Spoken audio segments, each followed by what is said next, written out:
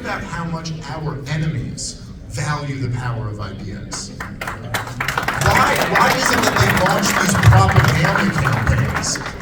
Think about the propaganda behind the lockdowns and the vaccines. The biggest they made the propaganda for the war in Iraq look like nothing. I don't know, people who are my age in your late 30s, we remember that in 2002, the year-long propaganda campaign to lead us into the war in Iraq. Well, how come they didn't just invade Iraq in the Christmas of 2001?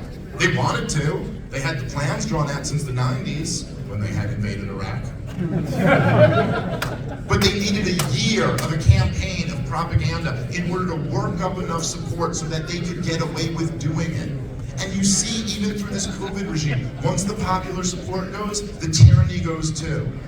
And the truth is that we've never really, outside of the Ron Paul campaigns, in modern American history, had anyone explain libertarianism to the American people in the way that it's supposed to be explained. And the result of that was enormous enthusiasm, and millions of people converted. And I'm telling you, because I'm out there in the world doing it, there are still, the vast majority of Americans have not heard this message yet. There's no reason why we can't go from having a couple million libertarians to having 20 million.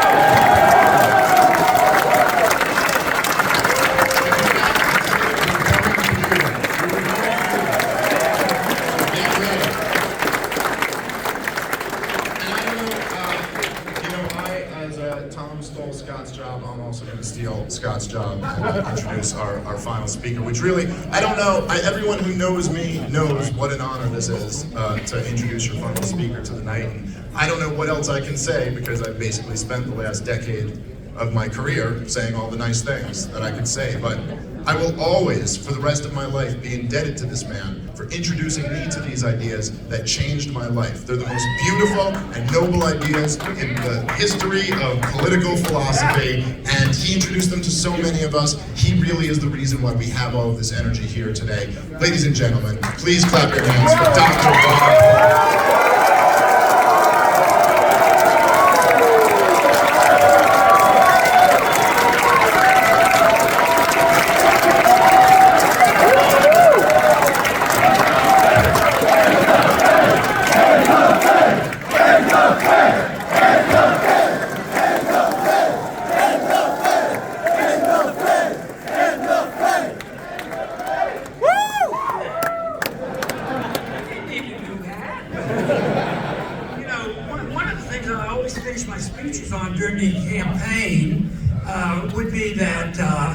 Serious stuff we're talking about. The consequences of not having your liberty is very serious. And I said, we'll talk about that, but the most important thing is that we leave with a bit of optimism because it's not that complicated. Freedom is not a complicated issue, and it's a wonderful issue. But the one thing is at an event like this, and I can't give you this advice because you're already doing it, because I tell the crowds, if they're enthusiastic and like this, just have fun talking about it and spreading the message.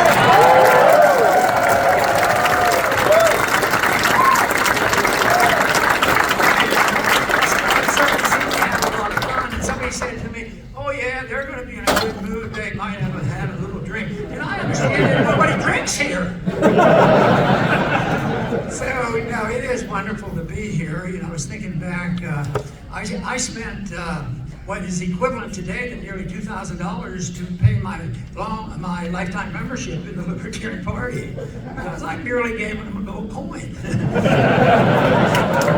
wasn't quite $2,000, but now to go out and get an ounce of gold, you're going to pay close to $2,000 for that.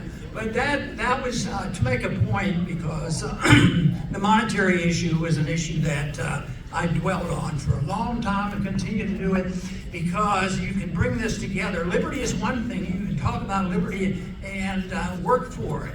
But most everything that's been said today has to be paid for. And they're not going to work for it and pay for it. You can't tax the people enough. And so they have to use plunder.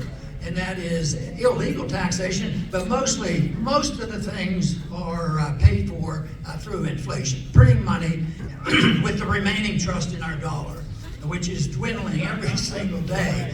And that's not going to be the worst thing to happen if we are prepared and get enough people that protect themselves and understand what the answer to it is. And now it looks like a couple of countries, I think they used to be communists or something, you know, China and Russia. Can you imagine them trying to work on a gold standard? And what are we doing? Printing money faster than ever, trillions and trillions of dollars. And the main thing is people actually think it's going to work, and it does temporarily. You know, it was mentioned, I think Dave might have mentioned it, that a lot of people don't really understand exactly what inflation is. And I said that was certainly true about all the Federal Reserve Board members that I ever talked to.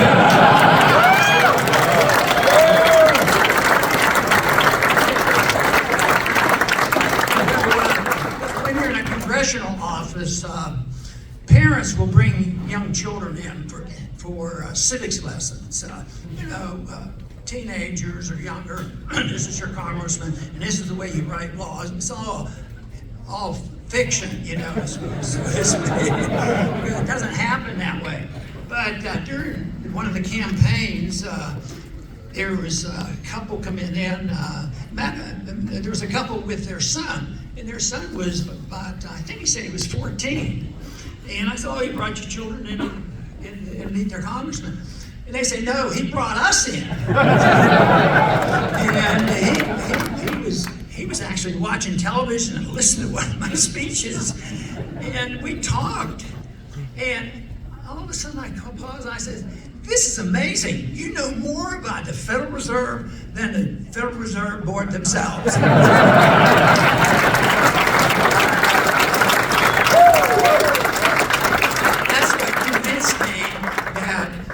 You don't want is to teach monetary policy to a 45 or 50-year-old PhD in economics from a Keynesian economics system. Forget it. Or anybody that maybe understands exactly what it is, and they know how they can grab hold of that stuff first, get hold of the money. And that, of course, there are special interests, the military-industrial complex and the school system, all the way. And they have the tremendous advantage. Of course, one of the worst things that will come of the inflation that we have is the fact that it divides us. You know, we want to bring people together, and freedom does bring people together. That's the magnificent thing about freedom. Because people come together, and people who understand freedom, as long as people aren't using violence, you can be very tolerant of what they do. You know, that we certainly accept in general that we don't tell other people what their religious beliefs ought to be, and we're pretty open. And we still believe you're not supposed to steal. At least they say that, unless you're the government. And you're not allowed to counterfeit the money unless you're the government. And then you get to do that. But that is too important. But you know, it has already been mentioned tonight about just telling the truth. And I want to dwell on that a little bit, because there are a lot of ideas. Ideas have consequences. We deal with ideas more than anybody else.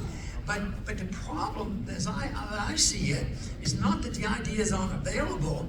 It's a lying game. Who tells the biggest lies? Who gets away with the lying? And and that's what all politics is about.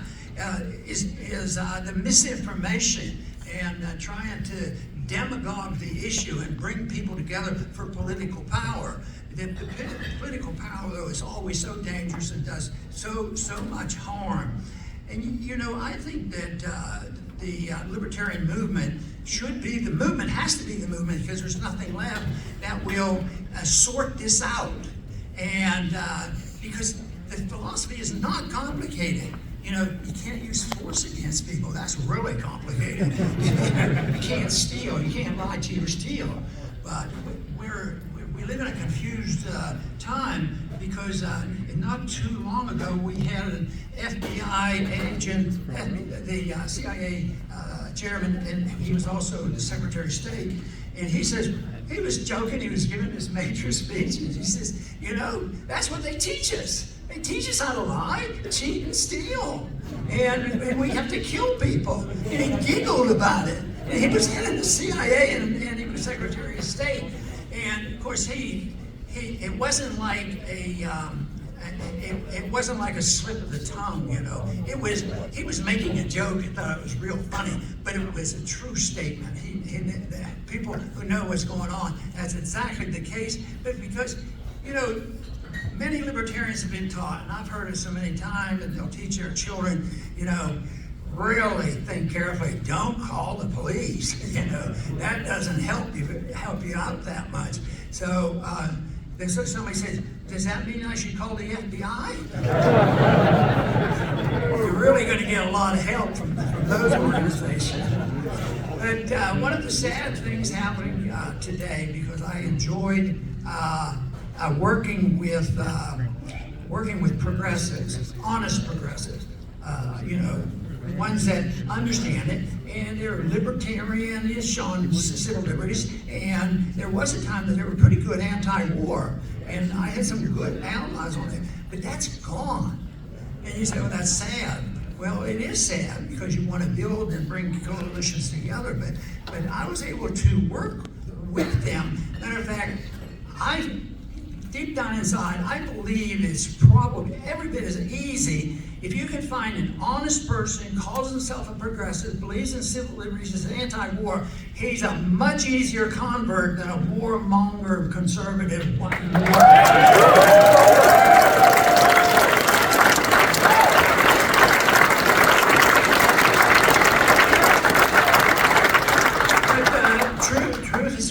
Truth is what we should seek. And this is the whole thing. Is trying to decide, what truth is.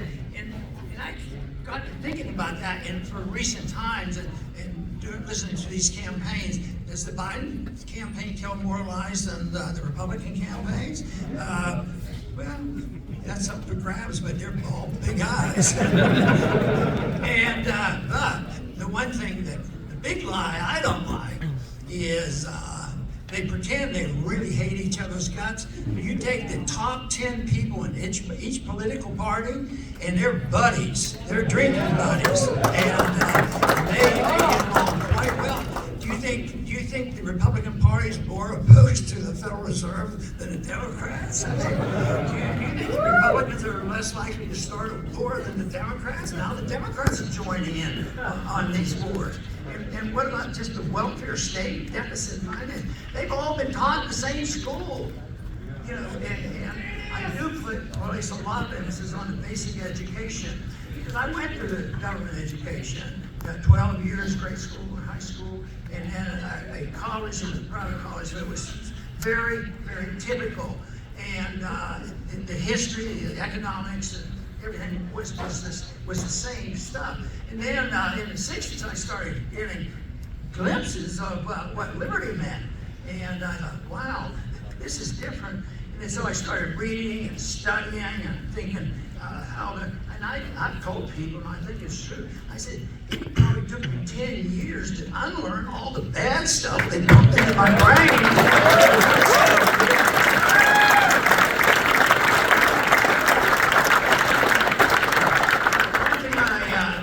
One person that helped me very much in trying to develop the right tone for Persuasion, that was Leonard Reed with the Foundation.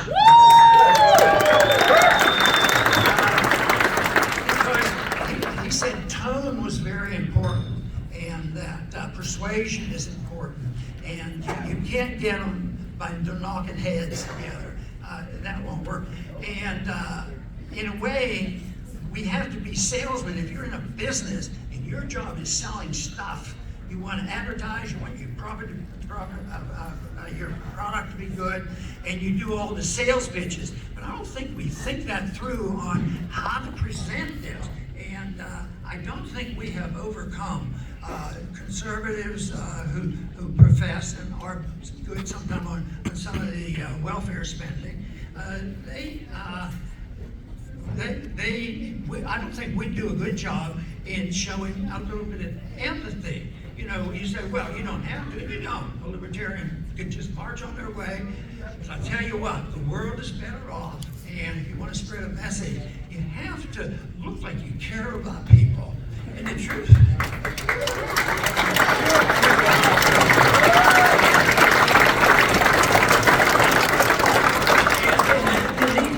The majority of people do care, but they get confused with all this stuff that's put into their brain, mixed up on the economics, and everybody's doing this because they're being sympathetic and humanitarian and this sort of thing. And if you happen to think that you don't have to join some of this welfare business, then they call you selfish and mean. Like, how did they ever get away with these last 2.5 years or so with COVID, that if you didn't follow all the dictates of the dictators and tell us what to do, for some reason we were unpatriotic and we were traitors and terrorists and all these things, and they got away with that. And once again, it's sort of not the truth. And I think our enemy has to be recognized too, because the first thing is, real enemies don't believe in truth. I actually believe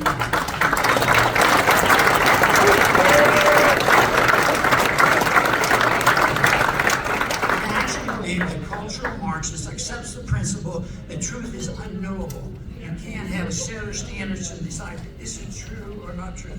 And we've heard this throughout history. People say you can't know truth. Truth is unknowable, and therefore somebody still has to fill the void, and that's the people who want power, and then they'll dictate all the rules. So I believe in, and I think most people do, have a concept of a higher law, and I think in a way we appeal to that, and that is the thing that our Secretary of State and CIA agent didn't believe in. Oh, we take training classes on how to lie, cheat, and steal. That's our training, and yet a nihilist, they really believe it. They have no guilt feeling. They're just accept this as being the right thing to do, and that is a hard thing to contend with, because they go by thinking they're on the right side. But if you take the individuals that we have in Washington, you'd think they would have shame. They deserve shame, but they don't show it.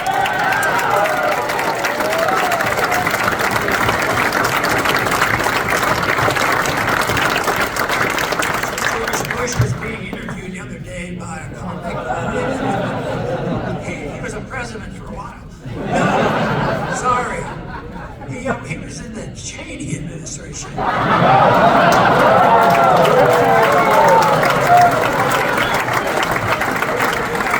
Somebody came out with, how there's some pretty good comics who can go in and have an interview. But this individual he said he was Zelensky, and he was interviewing George Bush, and Bush was going along with it. And this guy led him on. He says, the United States didn't always follow the rules and the things they promised, because they had promised that they wouldn't go eastward, they wouldn't pester Russia borders, and that they weren't going to push Ukraine to get into NATO. And Bush's answer was, yeah, you're right on that, but things change. Times change, and it's very necessary. And besides, there's a principle that is not well understood and known, that we can take any treaty and leave it on purpose because we don't like it anymore. But that's the principle. Bush was saying that was ingrained. But that explains, they just, and then see, when we make the argument that the history of Ukraine is very important, when the Berlin Wall came down, we made concessions, and then in the revolution, the revolution we ran, the coup in 2014, and it was all just promising, and so if you say, oh, I disagree with that. I know Russia's no angels, but this is a war between NATO and Russia. That's what's going on.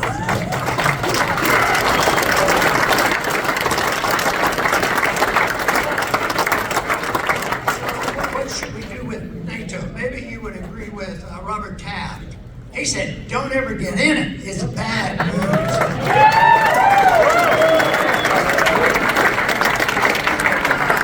I think it would be good news if we just got out again. And the money's a big thing, but the killing is the real evil. That is it. That is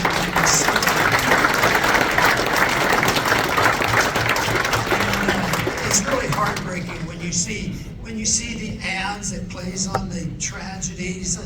Take care of people. I remember during one of our debates, they were talking about whether we'd put more money. I guess we were still in Iraq or Afghanistan. We should have more money because we've invested a lot, and a lot of people lost their lives. And I said, you just keep spending more money to save face? That's criminal.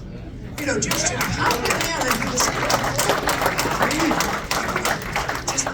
They can't. They're incapable of making mistakes because they're incapable of understanding what is right and wrong, and they know that. They want dictatorial power.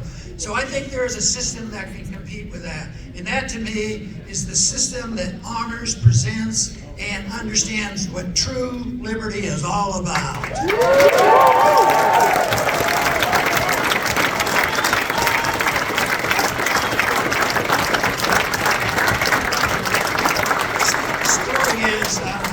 How do you figure out who's telling the truth? And there was a campaign or a debate event during 12 or 8, one of the debates. And I walked off, and some young people came up to me. There was like 3 or 4 together, and they wanted to talk about my statement about the Constitution. They wanted to engage me about, following the Constitution. And they were expressing their liking it. They were very pleased with what I said about the Constitution. And I said to them, that 2 other candidates, after I said that, they said, that's what we believe too, and they were saying they were strict constitutionals also, And so I asked them, I said, why didn't you talk to them? They said, they weren't telling the truth. It's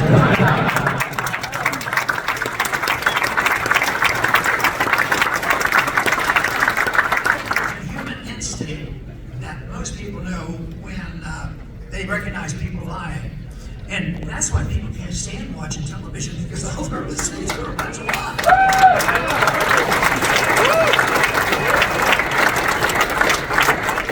There is some sorting out that has to be done, and of course I should memorize quotes, but I'm going to read it because I don't want to miss one word. And this is so famous, I should. Everybody will know what that has to do with Shakespeare when Polonius was talking to Laertes, sending him off to college. And these are the famous lines. This above all to thine own self be true, and it must follow as the night the day. Thou canst not then be false to any man. I think that's fantastic.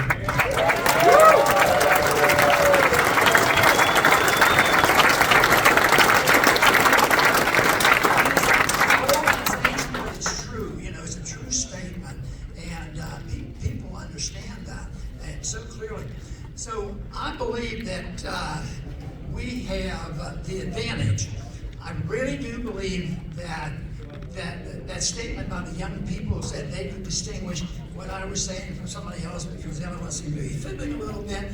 I think that is true. I think it was mentioned by one of the speakers about getting the information out. It might have been Daniel that said it's the distribution of information that makes all the difference. And there's a lot of power. How are they able to achieve?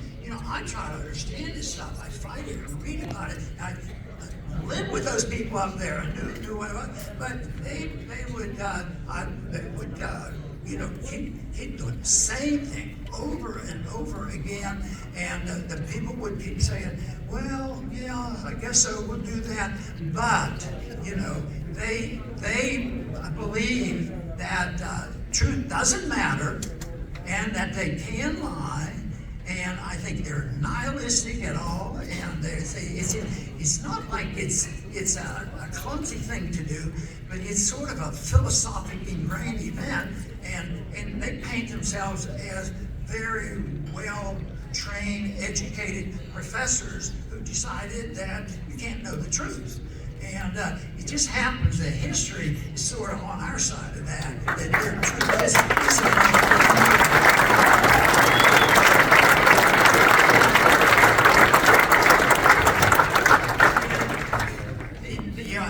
really the danger is that they don't and they don't show shame at all. And when I think of some of our former presidents or what's going on right now and the suffering that goes on by their stupidity, you know, why wouldn't they feel badly? I think there's a mixture of understanding what truth is for this post-traumatic stress syndrome, because I think that it isn't fully explained, because there's a lot of bad things that go on in war, and a lot of bad things they had to do, and a lot of evil things that they had to watch, and then they come back, thank you for your service, you've been great, you're a brave person, and that I don't think is very good, especially if somebody's struggling with knowing the truth, because the truth is,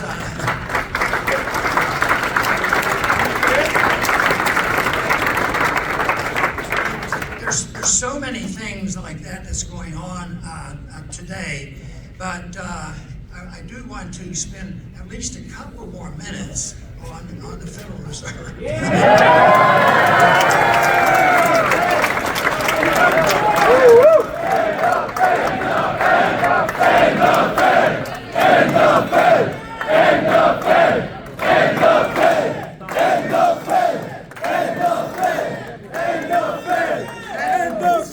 The revolution is alive and well.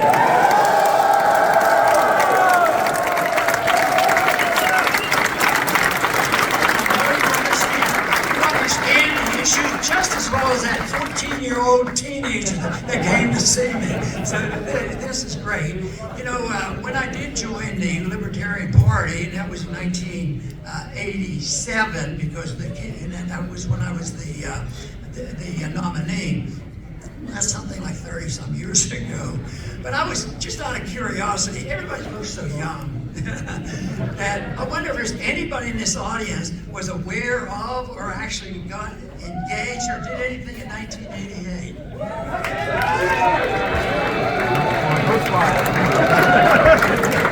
You know, the one thing is I did go to the college campuses. There was a big difference going to the college campuses back then, because you know, it wasn't like, oh, next year I'm going to be the president type thing. But I would go to the college campuses because my goals were slightly different, and I would go and somebody said, oh yeah, we have a Libertarian club here, you can come. And sometimes we got 15 people out in one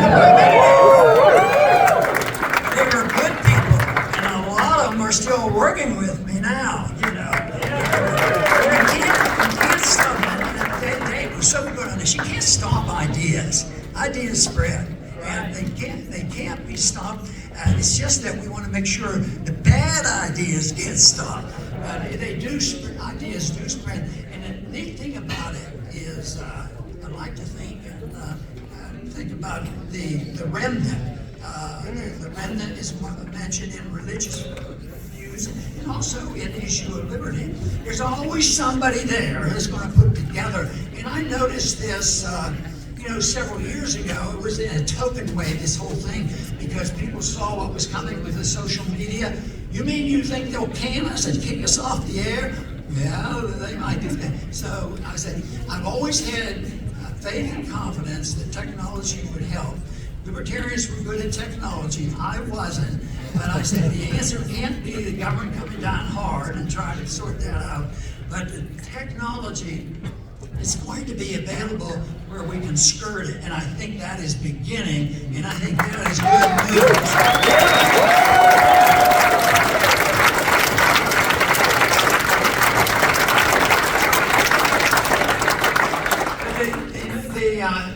The remnant maintains belief and confidence and a description of what their beliefs are. And I think the number of people out there, just because there's more than 15 people here tonight. And every one of you, I mean, just think of the speakers that you have, how many people they reach. You know, I probably don't even reach half the number of people Dave reached with his famous shows. It's fantastic what happens. But I have teenagers or college kids that now, in spite of all the terrible things and the restraints on our speech, there are a lot of people who start their own podcast, and you never know how many they reach. And I try to do as many as I can, but I know there's a lot, and a lot of them are good. And so you can't count them. And the Bible said you can't count the people in the remnant. You should say, there's a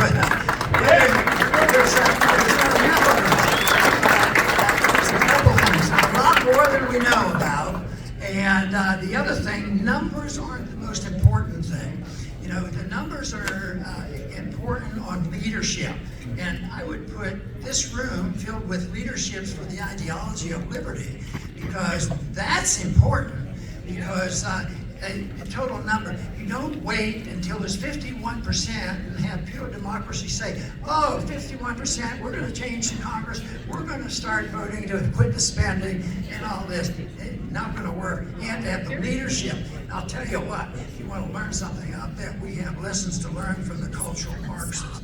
They were the most tyrannical infiltrators in everything.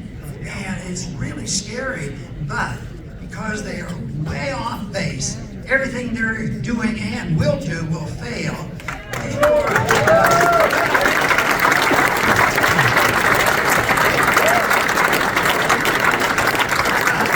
have to be available, you know, to point these things out, and that's why sorting out the truth is very important. And I think that's really our job, to deliver the truth and get to the point where, you know, I'm not saying this to talk about myself, but there was a point where people would reach and say, you get me, because they didn't really endorse what I wanted, but they wanted me to take a side and be on their side. And sometimes it was a strange coalition. It might be a liberal issue, it might be a draft issue, something like that. But they want to do it because they want somebody, and they want you to be credible and you understand it, and it has to be done in a manner that, you know, like Leonard Reed tried to teach, it isn't a rough sell. It isn't grabbing somebody on his shirts and it has to be a lot different. And somebody said, well, how did you put up with all this stuff? You were up there a long time. You never passed anything except the Gold Commission. They said, you were up there for a long time and nothing happened. So why is it that nothing happens? And I said, well, how did I manage it all? And I said, well, it wasn't difficult. I said, you know, I introduced a lot of bills. I talked a lot about liberty. I really felt dedicated on two things when I went. I wanted to work for sound money and stop all this stupid wars. A little minor little thing to do.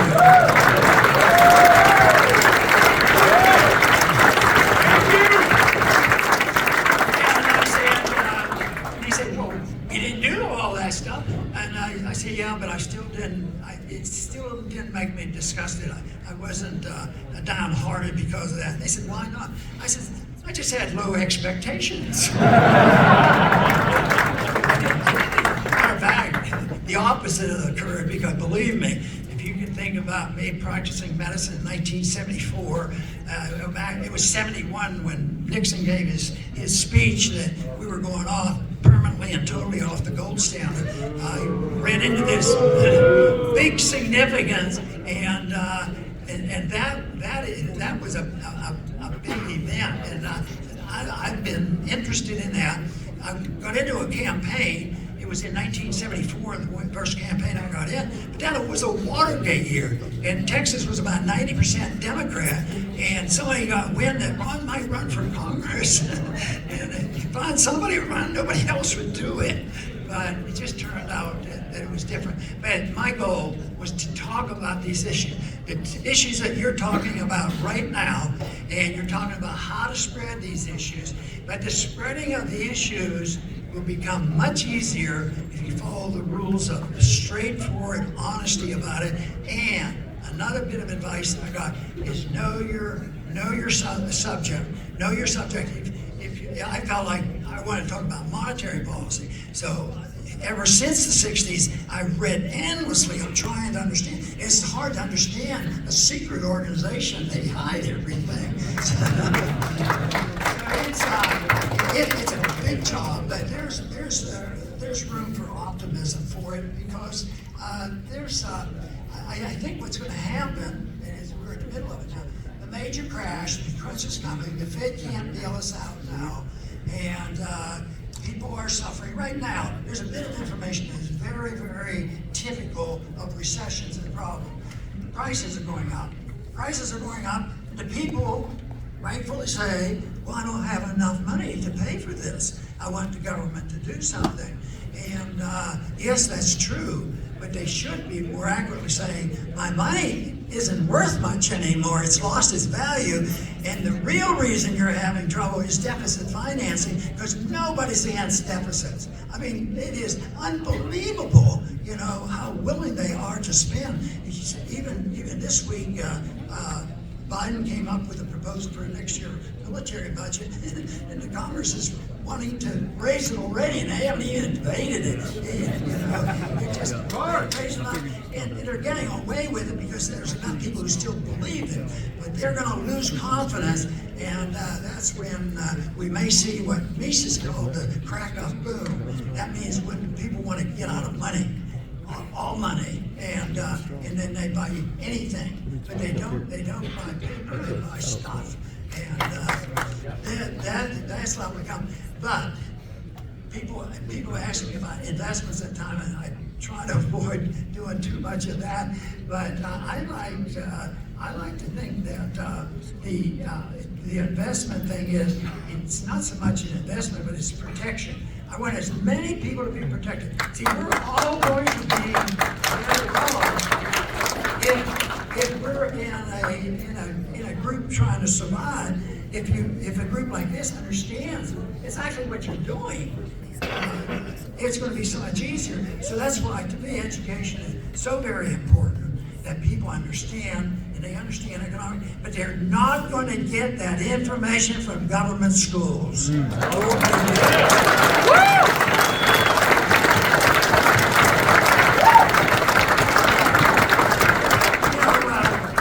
Also, people think, well, the freedom stuff, that's old-fashioned stuff. Well, tyranny is old-fashioned, probably old. They've both been around a long time, and they both freedom and slavery, tyranny have always competed.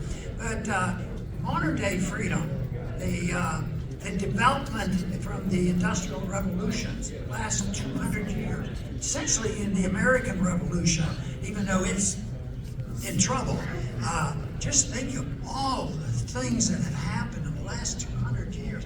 And I keep thinking, my dad was born in 1904, and he would tell me stories that we lived on a little place that was their farm at the time, and they got into the milk business. They did retail milk delivery by horse and buggy, and that's in my lifetime, him telling me these stories are the real thing. But just think of where we are now. Technology is so magnificent, and the real tragedy there is how much of the technology and the ability to take that money out of the pockets of people and make it be spent, and the technology is fine and dandy, even though the government should be doing it. And what they do is they spend all of this technology. How much of the technology is being used for missiles and drones and submarines and nuclear bombs and all this? And so much of it is used for killing, and so little is being used, to promote the cause of liberty. That is our job, our responsibility. It's necessary now as much as ever before. The message is there, it's loud and clear, and it just needs an army of people to spread the message. Just think, if a room like this is dedicated, could each find 100 people that would say, you know, well, you've converted me to becoming a libertarian. I mean, that is a revolution. This is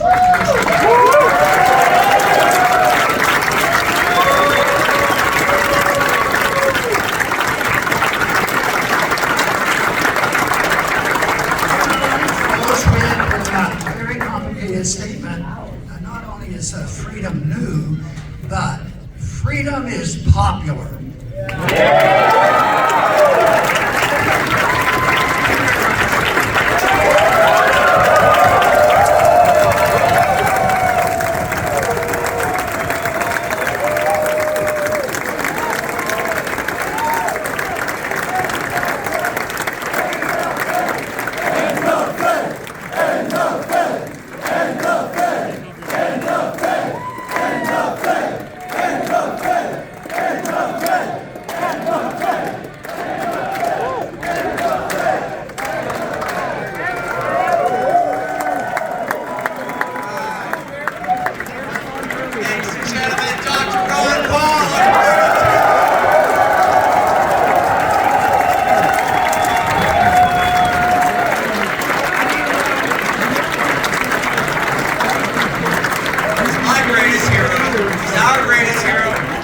Libertarian Party's greatest hero, Dr.